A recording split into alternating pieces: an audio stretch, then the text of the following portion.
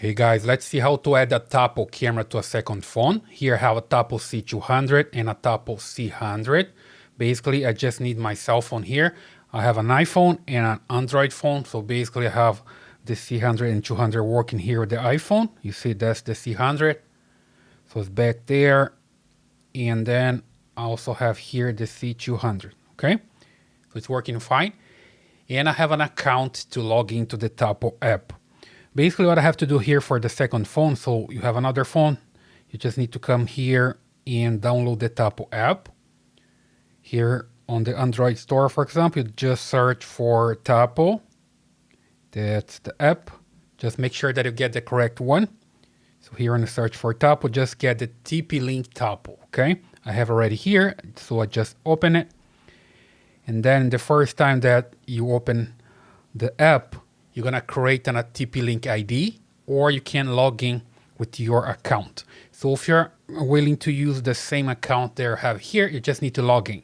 Or you can create a new account and then you can share with the main account, you can share for the second account to use, right? So I'm just going to log in with the same account, the primary account.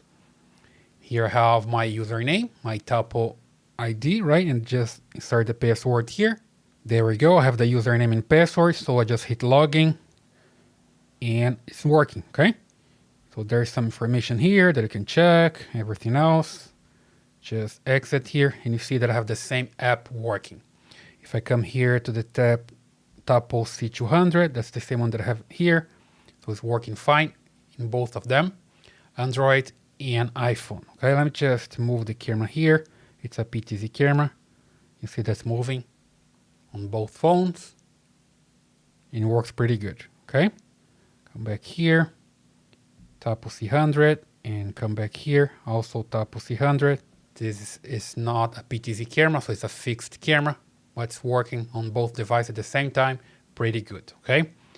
And then if you just need to have another device, you just do this again.